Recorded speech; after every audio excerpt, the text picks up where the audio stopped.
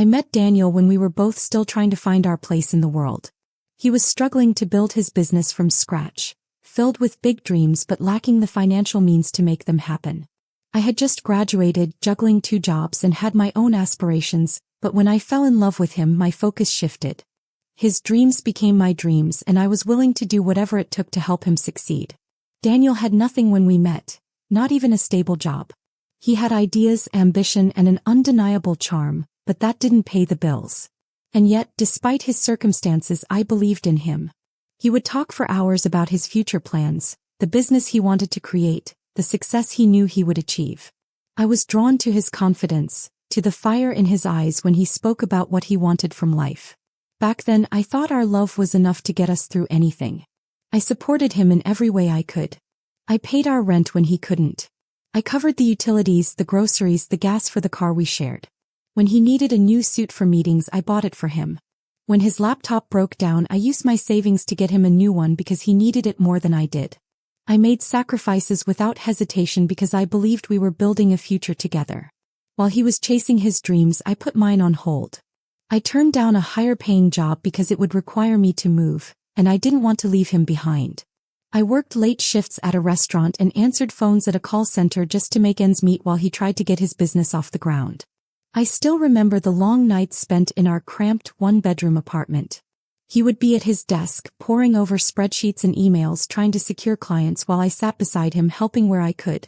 Sometimes we'd stay up until sunrise, surviving on instant noodles and cheap coffee. "You're the only reason I haven't given up," he told me one night, pulling me close. "I'd be lost without you." And I believed him. I thought we were partners. I thought every sacrifice I made would eventually lead to our success. For years I was his biggest cheerleader. When he doubted himself, I reminded him why he started. When he faced rejection, I told him to try again. I handled all the practical aspects of our life so he could focus on making his business a reality. And then one day everything changed. His business took off. Started with small wins. His first big client, a deal that finally brought in real money. Then, seemingly overnight, everything snowballed. His name was on people's lips. Investors wanted a piece of what he was building. He was invited to events, given opportunities that had once seemed impossible. Suddenly we weren't struggling anymore. We moved into a beautiful house in a wealthy neighborhood. He bought a new car, one of those sleek, expensive models that made people turn their heads. We traded fast food for high-end restaurants, discount store clothes for designer brands. And at first I thought we had won. I told myself all those sacrifices had been worth it. That all those nights of eating ramen, working overtime, supporting him, it had all led to this moment. Except I was wrong. Because while Daniel had changed our circumstances, he had changed too. The man who once held my hand in the dark and whispered about our future became someone I barely recognized. At first, the signs were subtle. He started working late more often. He became more private about his meetings. His phone, once left out without a second thought, now never left his side. Then the distance grew. Conversations that used to last for hours became short and distracted. The warmth in his eyes when he looked at me slowly faded. The man who used to cherish our late-night talks, our inside jokes, our simple life together, he was gone. But the worst part? I ignored it. I convinced myself that he was just overwhelmed with work. That his growing success meant he had new responsibilities, new stresses that I needed to understand. I had spent so many years believing in him, supporting him, that I refused to see the truth staring me in the face. He didn't need me anymore. And for the first time I started to wonder if he ever really had. One night, as we sat across from each other at an expensive restaurant, one that he had chosen, one that he insisted we go to, I watched as he scrolled through his phone, barely acknowledging my presence. I had dressed up for him, wanting to remind him of us, of who we used to be. But as I sat there, sipping my wine in silence, I realized something. I had spent so long standing beside him, making sure he never fell, that I hadn't noticed how far apart we had grown. The love I thought we had, the partnership I believed in, it wasn't real anymore. Or maybe it never was. That night, as we drove home in silence, I stared out the window, trying to remember the last time he had told me he loved me. The last time he had really looked at me, not as someone who had helped him get where he was, but as someone he wanted beside him. I couldn't remember. And that terrified me. Because deep down I knew. This wasn't just distance. This was the beginning of something much worse. and I wasn't ready for how much it was going to hurt. For years I believed we were building something together.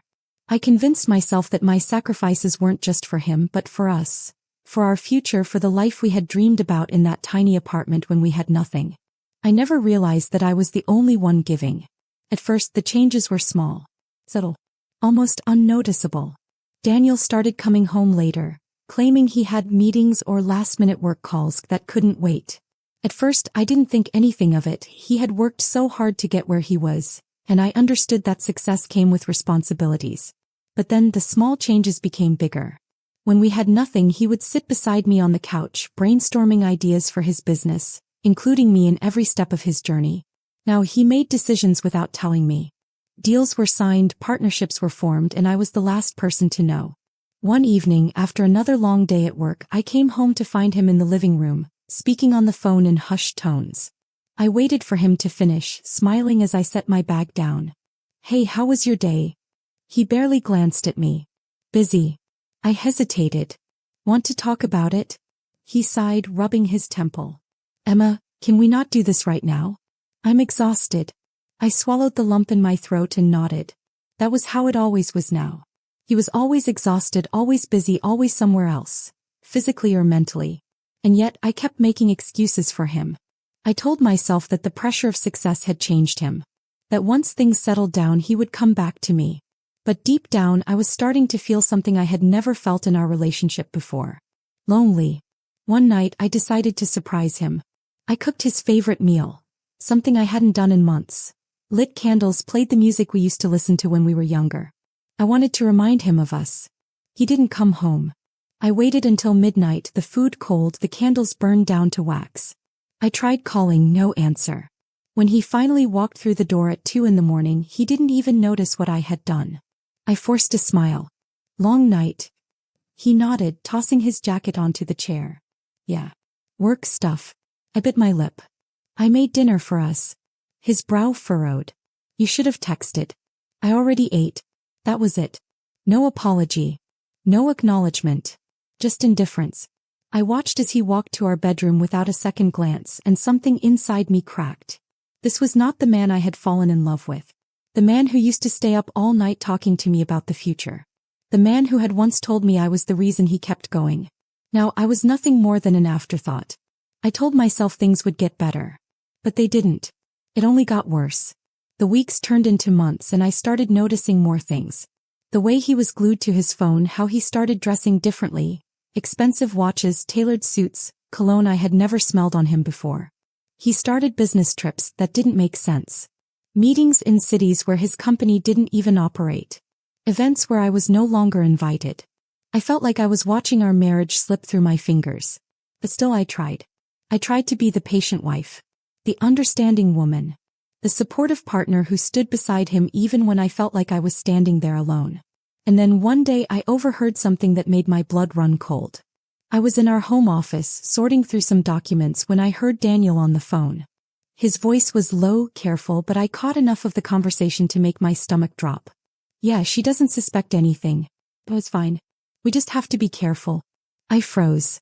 My heart pounded so loudly I could barely hear the rest of the conversation. Was he talking about me?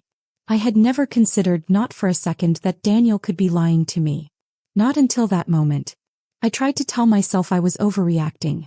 That maybe I had misunderstood. But my gut told me something was very, very wrong. That night as he slept beside me, I stared at the ceiling, my mind racing. For years I had given everything to him. I had stood beside him when he had nothing, sacrificed my dreams so he could chase his. I had believed in him when no one else did. And now I had the sickening feeling that he was betraying me. I wanted to be wrong. But deep down I knew I wasn't. And soon I would have no choice but to face the truth. I used to think that success would bring us closer together. That after everything we had been through, the sleepless nights, the sacrifices, the unwavering support I had given him, Daniel and I would finally enjoy the life we had dreamed of. I was wrong. The more successful he became, the less I recognized him. At first I told myself that success came with stress. That with new responsibilities came new challenges, and that maybe I just needed to be more understanding. But deep down I knew. Daniel wasn't just busy. He was changing. It started with small things. Missed dinners, late nights at the office, conversations that felt shorter and emptier. Then it became something bigger. The man who used to call me in the middle of the day just to hear my voice now barely responded to my texts. The man who once held me close every night before we fell asleep now slept with his back turned to me. And then there were the lies. One evening I asked him about his weekend plans. He barely looked up from his phone. "I have to fly out for a conference in Chicago." I frowned. "I didn't see that on your schedule." "It came up last minute," he said smoothly. I wanted to believe him. God, I wanted to believe him. But something didn't feel right. "Can I come with you?" I asked casually. For the first time in weeks he really looked at me. And I saw it, the brief flicker of panic in his eyes before he quickly masked it. He let out a small laugh, shaking his head. "Emma, it's a business trip. It'll be all meetings and networking. You'd be bored out of your mind." I forced a smile. "I don't mind." He sighed, rubbing the back of his neck. "Look, it's just not a good time. Maybe next time, okay?" I nodded, but my heart was pounding. Because I knew. For the first time in our marriage, I realized that my husband was hiding something from me. The business trips became more frequent. The lies became smoother. And I started noticing other things too. The scent of perfume on his shirts that wasn't mine. The mysterious credit card charges at places we had never been to together. The way he suddenly started locking his phone, something he had never done before. I told myself that I was imagining things, that I was being paranoid. But deep down I knew. The man I had loved, the man I had sacrificed everything for, he wasn't mine anymore. He belonged to someone else. And soon I was going to find out exactly who that was. Doubt is a slow poison. It doesn't strike all at once. It creeps in, settling in the back of your mind like a whisper you can't ignore. At first I thought I was imagining things. I wanted to believe that Daniel was just busy, that the distance between us was a temporary side effect of his success. I convinced myself that his secrecy was just stress, that the expensive dinners without me, the new suits, the constant late nights were just part of the life he had worked so hard to build. But no matter how hard I tried, I couldn't shake the feeling that something was wrong. The turning point came one evening when I was cleaning the bedroom. Daniel was out, at another business dinner of course, and I was trying to distract myself from the gnawing ache in my chest. As I stripped the bed, a small folded receipt fell onto the floor. At first I didn't think much of it. I picked it up, smoothing out the crumpled edges, expecting it to be nothing more than another purchase I didn't recognize. But then my breath caught in my throat. Luxury hotel, penthouse suite. $2,800. The date was from last weekend. The same weekend he had told me he was working late at the office. The world around me blurred. I sat down on the edge of the bed, gripping the receipt so tightly that my fingers shook. This was it. The confirmation of what I had already known but hadn't wanted to admit. My husband was cheating on me. For a long time I just sat there, numb. And then I did something I had never done before. I went through his things. I opened drawers, searched through pockets, checked his email. I never invaded his privacy before because I never thought I had to. But now I had to know the truth. What I found shattered me. There were other hotel receipts, all from the past few months. Charges at high-end restaurants I had never been to, jewelry purchases I had never received. And then in his desk drawer, tucked under a stack of old business notes, I found something that made my blood run cold. A small, elegant handwritten note. "Can't wait to see you again this weekend. I'll book the usual place. Zoxo." My hands trembled as I turned the note over. And that's when I saw the name. Olivia. The room spun. Not Olivia. Not my best friend. For a moment I couldn't breathe. My chest tightened, my vision blurred. It felt like the walls were closing in, like the air had been sucked out of the room. Olivia and I had been best friends for nearly a decade. We had been through everything together. Breakups, family drama, late-night crying sessions over bad life decisions. She was the one person I trusted outside of Daniel. And she was the one he was cheating on me with. I wanted to scream. I wanted to cry, to throw something, to destroy every reminder of the life I had built with him. But I didn't. I sat there, gripping the note, letting the weight of the betrayal settle over me. Because this wasn't just about Daniel. This was about both of them. My husband. My best friend. The two people I had trusted the most. And they had both been lying to me. I closed my eyes, inhaling sharply. Tears burned at the edges of my vision, but I refused to let them fall. Because in that moment something inside me shifted. I wasn't going to be the heartbroken wife who fell apart over a man who never deserved me in the first place. I wasn't going to be the woman who let betrayal break her. No. I was going to be the woman who made them pay. I wiped my eyes, my hands steady now. Daniel thought he was untouchable. Olivia thought she had won. They were both wrong. They had played their game. Now it was my turn. Betrayal is a strange thing. It doesn't just break your heart. It breaks you. It shatters every memory, every belief, every moment you thought was real. It makes you question everything. 4 days after finding that note, I existed in a fog. I still smiled when I had to. I still played the role of the loving wife. I still answered Olivia's texts like nothing had changed. But inside I was burning.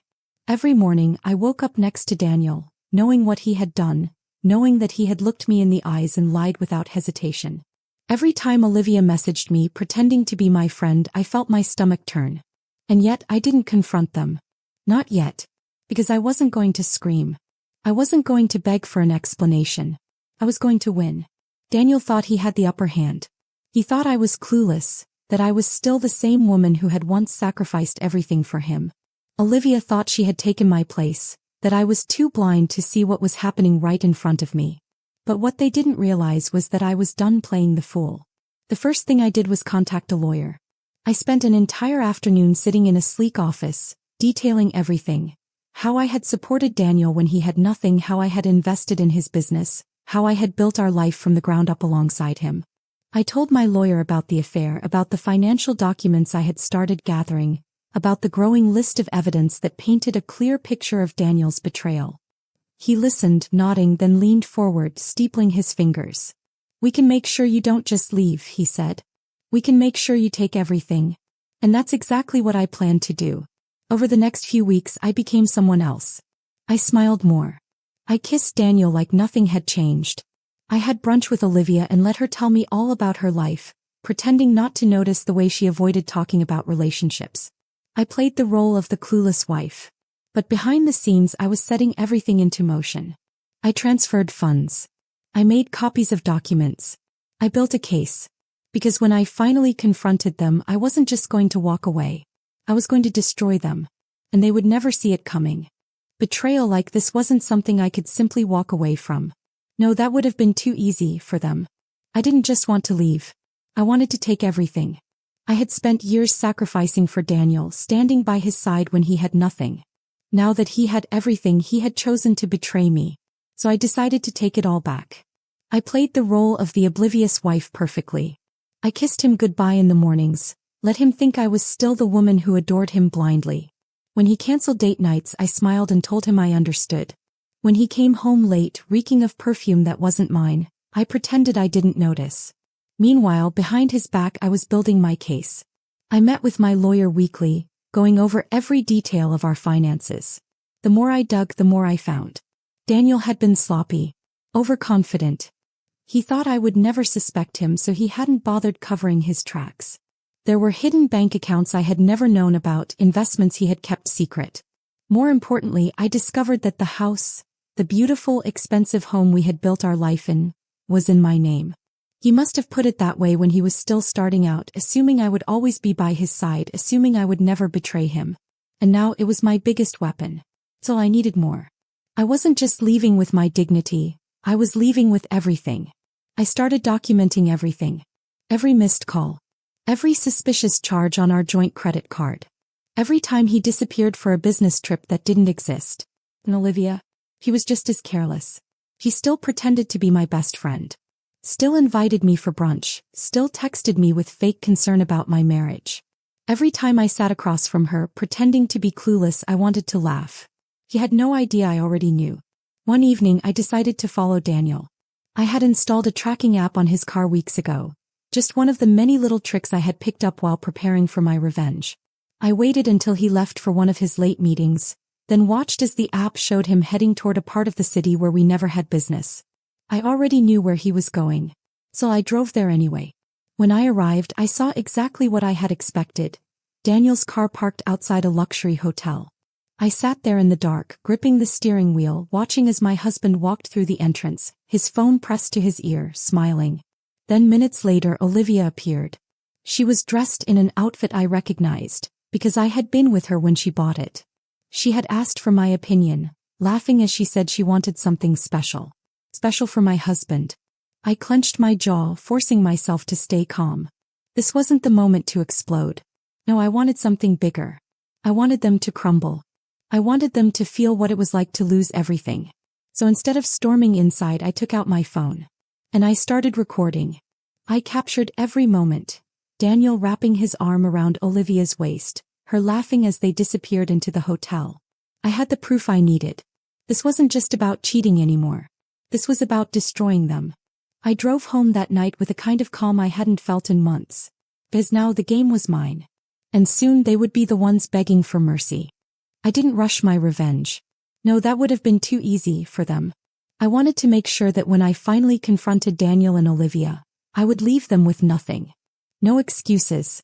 No escape. No way to crawl out of the mess they had created. So I planned every detail. I met with my lawyer once more, finalizing everything.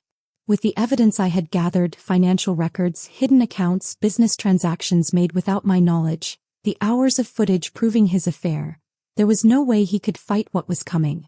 Daniel had built his wealth while standing on my shoulders, and now I was about to take it all back. I chose my moment carefully. It was a Friday evening just before one of Daniel's big company galas. These events had once been ours. We would go as a couple, his hand on my back as he introduced me as the woman who had stood by him when he had nothing. Now I would be going alone. And I wasn't going as his wife. I was going as the woman who was about to ruin him. I sent a message to Olivia that afternoon. Hey, can you stop by before the gala? Need help with my dress. Can't wait to see you tonight. She responded within seconds. Of course. I'll be there in 30. The irony nearly made me laugh. Even now she thought she had won. While waiting, I made the final preparations. I placed the hotel receipts, copies of the financial documents, and screenshots of their private texts on the coffee table. But the final piece? That was the video. The one I had recorded outside the hotel. That would be the final dagger. When Olivia arrived, she was glowing, her perfectly styled hair cascading over her shoulders. Her lips painted a shade of red I had once recommended for her. Emma, you look amazing, she gushed, stepping inside without hesitation. I've been so excited for tonight. It's going to be huge for Daniel. I smiled, my heart pounding but my face unreadable. Oh, I know. It's going to be a night to remember. She didn't catch my tone. Of course she didn't. She was too busy basking in the victory she thought she had secured. I walked her to the living room, gesturing for her to sit. And then, before she could speak, I picked up the remote and pressed play. The video appeared on the screen. The hotel entrance. Daniel and Olivia. His arm around her waist. The way he leaned down, whispering something in her ear. The way she laughed, tilting her head in a way that was all too familiar. Her entire body went rigid. The color drained from her face as she stared at the screen, her perfectly manicured fingers gripping the couch cushion. I let the video play for another few seconds before I turned to her. How long? I asked quietly. Her breath hitched. Emma, how long? My voice was steady, but inside I was seething. She swallowed hard, her lips parting like she wanted to lie. But she couldn't. Not with the proof right in front of her. 8 months, she finally whispered. I let out a slow breath, nodding. 8 months. For 8 months, my husband and my best friend had been sneaking around behind my back. And for 8 months they had looked me in the eye and lied. I leaned forward, my expression unreadable. You really thought I wouldn't find out? Tears welled in her eyes. It wasn't supposed to happen like this. I laughed, the sound hollow. Like this? How exactly was it supposed to happen, Olivia? She opened her mouth, then shut it again. Because she had no answer. There was no answer. He had betrayed me. And now she was paying for it. I stood, grabbing the folder from the coffee table and tossing it onto her lap. I suggest you look through that. With shaking hands, she opened it, her eyes scanning over the financial records, the business dealings, the proof that Daniel had been lying about more than just his affair. When she reached the final page, her breath caught. This is the house, she whispered. I nodded, arms crossed. It's in my name. Which means when I leave him, he loses everything. Her head snapped up. You're leaving him? I smiled coldly. Oh, I'm not just leaving. I'm taking everything. Before she could respond, I grabbed my clutch and turned toward the door. "Where are you going?" she asked weakly. I glanced over my shoulder. "To finish this." And then I left her there, staring at the wreckage of everything she had thought she had stolen from me. By the time I arrived at the gala, the room was buzzing with excitement. Daniel was at the center of it all, laughing, drinking, shaking hands with men who respected him, who thought he was a self-made success. He hadn't seen me yet. Good. I wanted to watch him squirm. I walked through the crowd, my heels clicking against the polished floor, my head held high. Then finally I reached him. He turned, his smile still in place, until he saw my expression. "Emma?" he said, his brows furrowing. "What's wrong?" I didn't speak. I just reached into my purse and pulled out my phone, holding it up for him to see. And then I pressed play. The hotel video. Right there in the middle of his event. The air shifted. The people around us stilled. The whispers started. Daniel paled. "Emma, we need to talk." I lifted a hand, cutting him off. "No. We needed to talk months ago. Now I'm done listening." I let the silence settle before delivering the final blow. "I've already filed for divorce," I said calmly. "And since the house, our assets, and a significant portion of your company are legally in my name, you should start looking for a new place to live." His jaw clenched. "You wouldn't." I stepped closer, lowering my voice just enough for only him to hear. "Oh, but I would," I whispered. And I did. For the first time in years, I saw fear in his eyes. And I loved it. Because this time he was the one losing everything. And I was finally free. I didn't leave immediately. That would have been too easy for him. I wanted Daniel to feel his world crumbling, to see his reputation disintegrate before his eyes. The crowd at the gala was buzzing now, people whispering, their eyes darting between Daniel and me. The video I had just shown them, the undeniable proof of his betrayal, was still fresh in their minds. I could see his business associates exchanging glances, already questioning everything. His carefully crafted image as the devoted, self-made man was cracking. Daniel reached for me, his face pale, but I stepped back. "Don't touch me," I said, my voice calm but firm. I turned to the room, raising my voice just enough so everyone could hear. I stood by this man when he had nothing. I paid for his meals, his rent, his dreams. My eyes met his and I let the final words sink in. And this is how he repaid me. A hush fell over the crowd. Even the people who had once idolized Daniel, who had envied his perfect marriage, were now watching him with suspicion. Olivia wasn't there, at least not yet. I had made sure of that. I wanted Daniel to drown in the wreckage of his choices alone before his mistress could come running to his defense. I turned to leave, my heels clicking against the marble floor, but Daniel grabbed my arm, tight. Desperate. "Emma," he pleaded, his voice low, "we can fix this. You don't have to do this." I wrenched free, tilting my head. "That's where you're wrong, Daniel. I do have to do this. Because you didn't just betray me."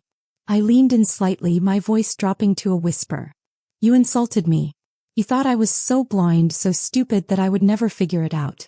That I would just stay and let you have your fun. But here's the thing, you never deserved me." I straightened, adjusting my dress with a slow, deliberate movement, watching the panic settle into his features. "And now you're about to learn exactly what that means." I walked out of the gala without looking back. I could hear the murmurs, feel the weight of the judgment Daniel was now facing, but I didn't care. This wasn't just about exposing him. It was about reclaiming myself. I had spent years being his shadow, the woman behind his success, the one who gave while he took. Not anymore. When I got home, Olivia was already waiting for me, pacing in my living room. I had left the door open just enough to let her in, let her stew in her own anxiety. The moment she saw me, she rushed forward, her face pale, her eyes wild. "Emma, please let me explain." I walked past her, setting my clutch down, taking my time. Let her sweat. "Explain what exactly?" I turned to face her, arms crossed. "How you slept with my husband. How you smiled in my face every day while sneaking behind my back." Olivia's lip trembled, but I didn't feel pity. "Not anymore. It just happened," she said weakly. I laughed, cold and sharp. 8 months, Olivia.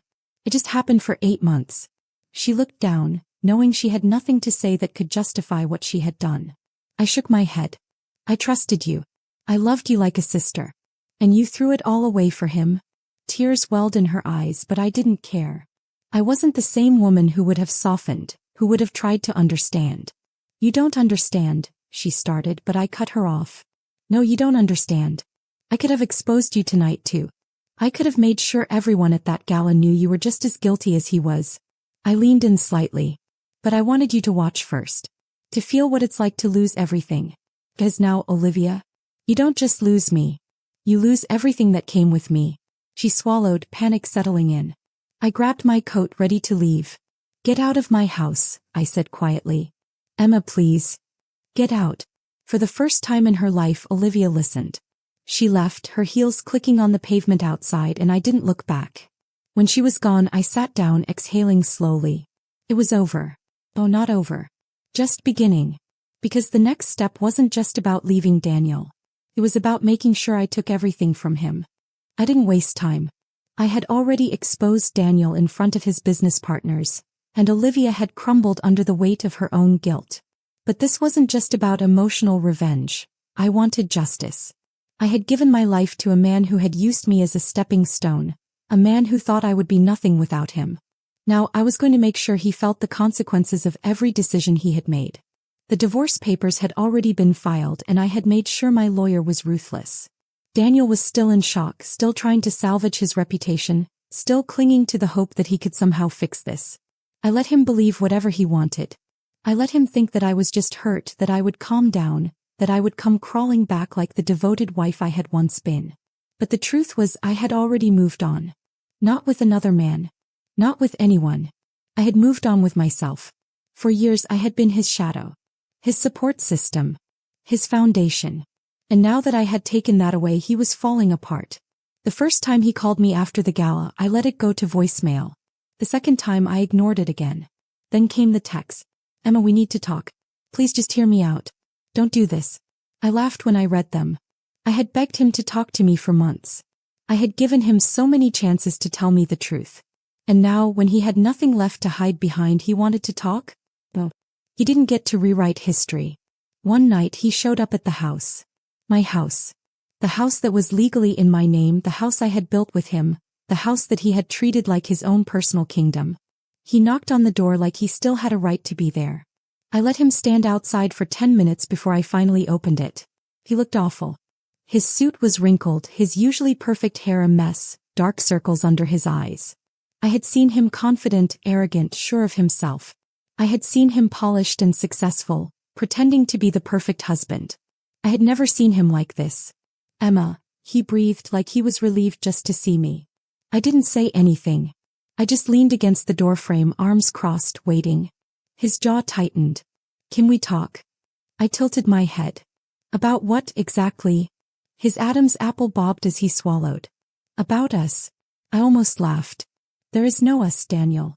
His eyes darkened. That's not true. We've been through too much together to throw it all away like this. I finally let out a bitter chuckle. I've been through too much.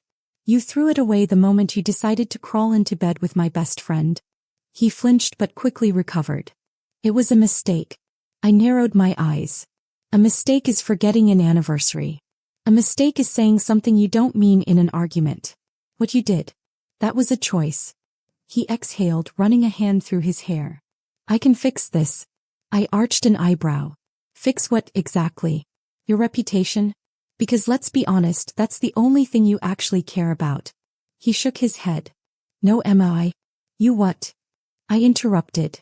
You love me. You regret it. I let out a cold laugh. You don't regret what you did. You regret that you got caught. He stared at me, his mouth opening and closing like he wanted to argue, but he had nothing to say. Because he knew I was right. I sighed, suddenly exhausted. Look, Daniel. You can stand here and tell me whatever story you want, but it doesn't change anything. I don't love you anymore. That made him freeze. It was the first time I had said it out loud. And God, it felt good. For so long I had thought love was unconditional. That no matter what, I would always feel something for him. But now, looking at him standing there, pathetic and desperate, I felt nothing. Daniel swallowed hard. Please. I met his gaze, unflinching. We're done. And then I closed the door in his face. I leaned against it, breathing heavily, listening as he stood there for a long moment before finally walking away. And for the first time in years I felt free. This wasn't just about divorce. This wasn't just about revenge. This was about me taking back my life. And I had never felt more powerful. I wasn't looking for love. Not after Daniel. Not after everything I had been through. I had spent so many years being his support system, his foundation, his stepping stone, that I didn't even know who I was without him. The thought of trusting someone again, of opening myself up to anything that resembled a relationship, felt impossible. But life has a way of surprising you when you least expect it. I met Ryan at a coffee shop of all places. It was one of those completely ordinary, nothing special kinds of days. I had stopped by to grab something before heading to another meeting with my lawyer, my mind already running through the final stages of my divorce. I was standing in line, lost in thought, when someone accidentally bumped into me, sending my coffee spilling all over my coat. "Oh shit, I'm so sorry." I turned, ready to snap, but stopped when I saw the man standing in front of me. He was tall, well-dressed, but not in the flashy look-at-me way that Daniel had always been. His dark brown hair was slightly tousled, like he had run his hands through it one too many times, and his warm brown eyes were filled with actual concern. I sighed, shaking my head. "It's fine. Just one of those days." He smiled sheepishly. "Let me make it up to you. I'll buy you another coffee." I hesitated, my instinct telling me to decline, but something about the way he was looking at me made me pause. "Fine," I said. "But only if you tell me your name." His smile widened. "Ryan." That was how it started. It wasn't dramatic or intense. It wasn't some grand, sweeping romance like the kind I used to dream about when I was younger. It was simple. We started running into each other more often. First at the coffee shop, then at the bookstore down the street. Eventually, we started sitting together, talking, learning about each other in a way that felt natural. He didn't know about Daniel at first. I didn't tell him because I didn't want to be that woman, the one defined by her past, by her pain. But as time went on, as we became something more than just two people who happened to see each other at the same places, I knew I had to tell him. We were sitting in the park one evening, the sky streaked with orange and pink. Ryan was talking about his job, something about architecture, about how much he loved designing spaces that made people feel something. "I thought I had that once," I murmured, more to myself than to him. He looked at me, his expression soft. "Had what?" I exhaled slowly, staring at my hands. "Love. The future. Something real." Ryan didn't say anything, just waited. So I told him. I told him everything. About Daniel, about Olivia, about the betrayal that had nearly broken me. When I finished, I expected him to say something generic. "I'm sorry that happened to you. You deserve better. That guy sounds like an ass." But he didn't. Instead, he was quiet for a long moment before finally speaking. "You know what I think?" I turned to him, raising an eyebrow. "What?" He smiled, but it was small, thoughtful. "I think love isn't about who you start with. It's about who stays. About who chooses you over and over again." Something in my chest tightened. Because for so long I had thought love was about loyalty. About sticking it out no matter how much it hurt. But Ryan was right. Love wasn't about history. It was about choice. And for the first time in a long time, I realized that I had a choice too. I didn't have to be defined by my past. I didn't have to carry Daniel's betrayal like a scar that would never fade. I could choose to move forward. To let someone in. To love again. Not because I needed someone, but because I wanted to. And maybe, just maybe, that was the most powerful choice of all. I hadn't realized how much of myself I had lost until I started rebuilding my life. For so long I had been Daniel's wife, the woman behind his success, the one who held everything together while he chased his ambitions. When I left him, I thought I was just walking away from a toxic marriage, from betrayal, from heartbreak. But in reality, I was walking away from a version of myself that had forgotten her own worth. The more Daniel lost control, the more I saw it clearly. At first, he tried to play the reasonable card. He called, texted, tried to convince me that we could fix things. That our history was worth salvaging. That I was overreacting. But I had spent years bending myself to fit his world, and I was done making myself smaller. Then when he realized I wasn't coming back, he got angry. I saw it in the way his messages changed. The pleas turned into demands. The guilt-tripping turned into threats. He wanted to control the narrative, to make me seem like the villain for leaving after everything he had done to me. But I didn't engage. I didn't argue. I didn't care. Because for the first time in years I was free. While Daniel spiraled, I thrived. I found new routines, new habits, new dreams. I picked up hobbies I had abandoned long ago. things I had once loved but had forgotten in the chaos of being his wife. I started painting again, filling blank canvases with colors I hadn't allowed myself to touch in years. I redecorated my house, making it a reflection of who I was, not the version of myself I had tried to be for Daniel. And through it all, Ryan was there. Not in a way that made me feel like I was being rescued, not like I needed someone to fix me, but in a way that reminded me that I didn't have to do everything alone. One evening, I sat on my balcony watching the city lights flicker in the distance. Ryan sat beside me, his presence steady, warm, patient. He never rushed me, never pushed me to be anything I wasn't ready for. "You ever regret it?" he asked after a long silence. I turned to him, raising an eyebrow. Regret what? Loving him. I thought about that for a long moment. Did I regret it? Did I regret the years I had given to Daniel, the sacrifices I had made, the pain I had endured? No, I said finally. Because if I hadn't loved him, I wouldn't have learned.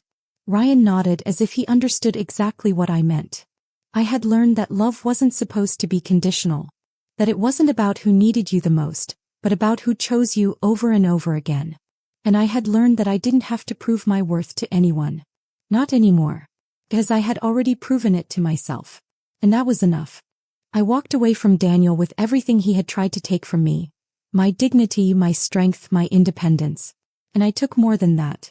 I took the house, the money, the security that he had built using my sacrifices. He had thought he was untouchable, that I would always be there to clean up his messes, to forgive, to stay. But he had underestimated me. The divorce settlement was brutal. For him. My lawyer had been relentless, and every single piece of evidence I had gathered ensured that Daniel couldn't fight back. By the time the proceedings were over, he had lost everything. The house. The business assets. Split. The reputation he had built as a devoted husband. Destroyed. He had tried to negotiate, had tried to win me back. Not because he loved me, but because he was drowning and I was the only one who had ever kept him afloat. But I didn't give him a second glance. The final time I saw him was at the last court hearing. He sat across from me, his once polished appearance now unraveling. His hair was Messier, his suit a little less perfect, his arrogance replaced with something that almost resembled regret. But regret meant nothing to me now. As I stood outside the courthouse, breathing in the fresh air of my new reality, I realized something. I had won. Not just in court. Not just financially. I had won my life back. I had spent years thinking that my love, my devotion, my loyalty would be enough to make someone stay, to make someone deserve me. But I wasn't meant to stay with someone who saw me as disposable. I was meant to leave and find something better. And I did. Ryan was waiting for me at the coffee shop where we had first met. He didn't bring flowers, didn't throw some big celebration, because he knew I didn't need saving. He just smiled when I walked in, sliding a cup of coffee across the table to me. "How's it feel?" he asked. I took a sip, letting the warmth spread through me. "It feels like mine, because my life, my future, no longer belonged to someone else. It belonged to me. And that was the greatest victory of all.